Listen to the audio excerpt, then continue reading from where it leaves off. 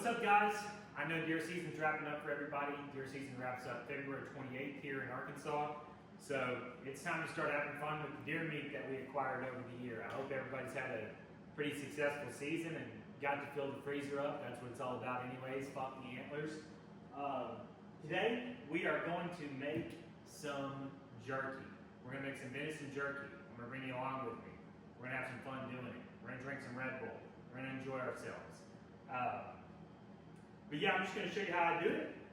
I've already got the dehydrator full of some raw venison right now that's already been marinated and aged. This is some complete finished product right here, but we're going to go through the whole process together here and make us some venison jerky. How about it? So to start off here, the first thing we are going to need to do is come over to the wild game freezer. Pop this open here and grab ourselves. Let's go with a nice ham piece. Probably don't need, we could make some squirrel jerky, but we'll pass on that. Yeah, let's just go with the ham here. Slide this grind back in there. This is, if you don't have one of these in your garage, you need to get one.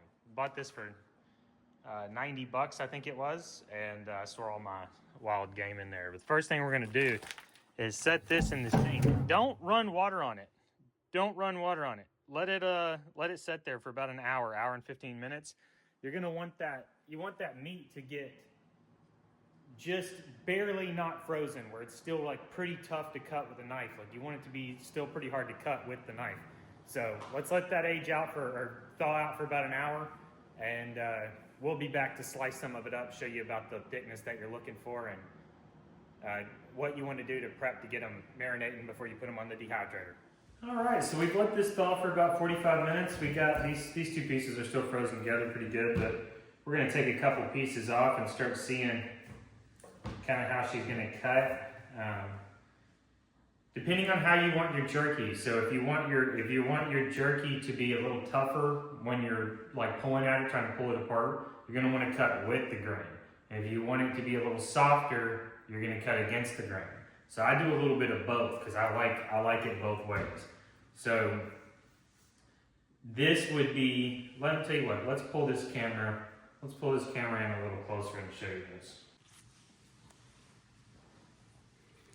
Okay, so as this meat is running right now, you can see in this piece of meat, the grains are running downward, right?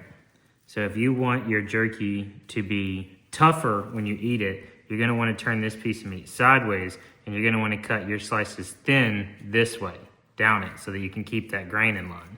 But if you want it to be more easy, a little easier to pull apart with your teeth or whatever, you'll switch this sideways and you'll cut the grains in half when you're going down. So I'll do this both ways. I'll cut some with the grain and I'll cut some with the grain on this side, and I'll cut some against the grain because I kind of like them. I kind of like to mix and match them. But yeah, let's make some slices here.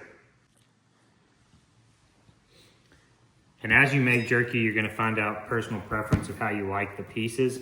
I typically don't like the pieces like real big. I kind of like them to be about an inch wide normally, and about as thin as I can get it with a knife, you know. All you're gonna do is start in here, cut in, make your way down, get yourself a piece off there. A lot of ways to do it. Let's make a flat side on this side so we can do it on this side as well. So we'll cut this, get ourselves a flat side, then we'll shave some thin jerky here.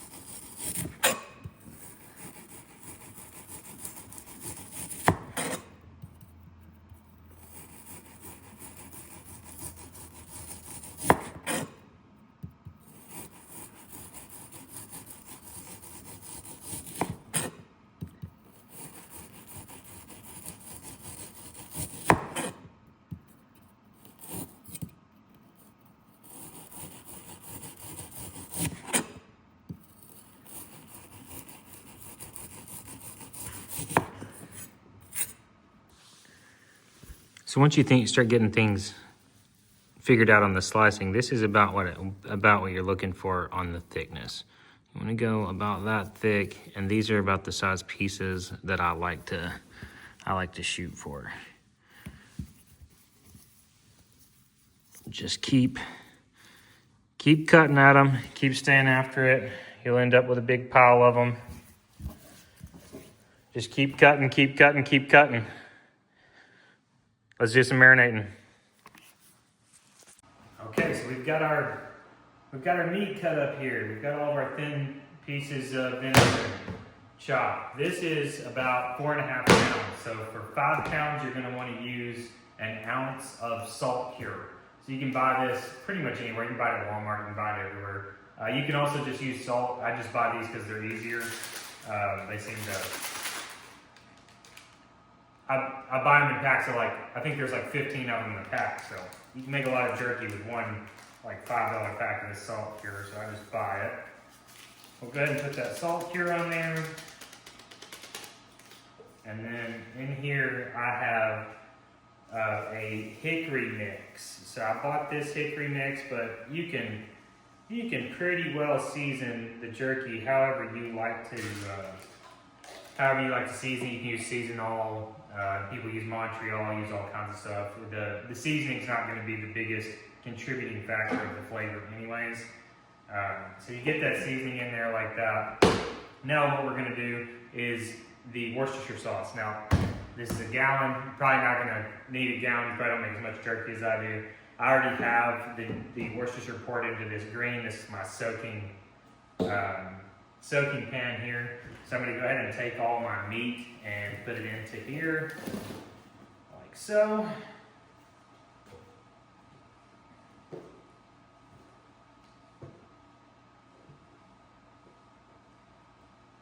Alrighty. Take just a little bit more of this and add to the top of it there. Alrighty. And then here is what I like to go with is the black truffle hot sauce. So I'm going to put quite a bit of the black truffle hot sauce. I go with Valentina. Sometimes I've tried this Thai chili sweet sauce. There's lots of good options. Tabasco, any kind of hot sauce that you like. This is purely if you like deciding whether or not you like hot jerky. We like hot jerky. So let's go ahead and with this truffle hot sauce in here, get a good bit of that in there, and we are going to mix that up now.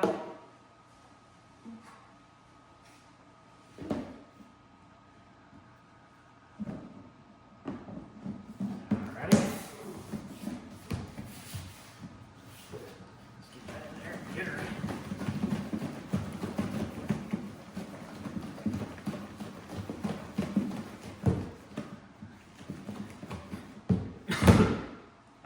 She's mixed up.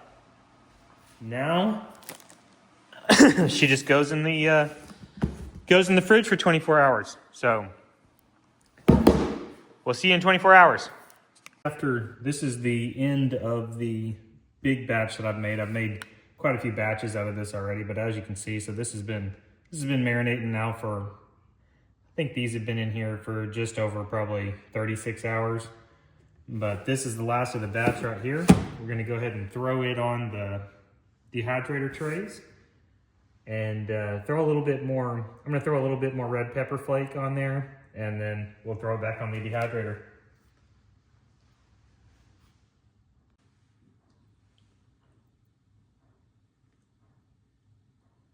So there's definitely a lot less messy ways to do this. A lot of people will lay the jerky out and fully pat dry it and all that business. I just don't care that it takes longer in the dehydrator just because it's a little bit damp. So I will actually, I kind of just shake the excess off. It'll drip through the drying racks down to the bottom, and I'll clean it up at the end. It's no big deal.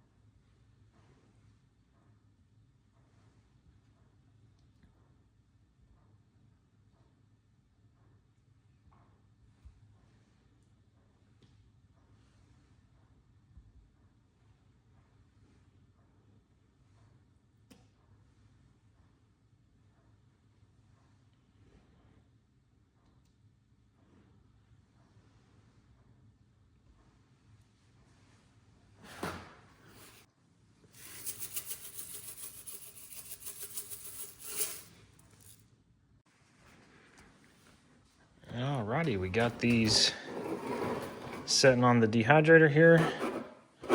Just go ahead and pop the lid on, and I turn it up to 130 degrees right there. And I do not look at it again for 9 hours. Alrighty, so 9 hours later, here we are. Perfect little jerky strips. I like them thin. If you like them thicker than that, cut them a little bit thicker whenever you slice them. That's how I like them. Appreciate you guys watching. See you next time on Thriving Arkansas.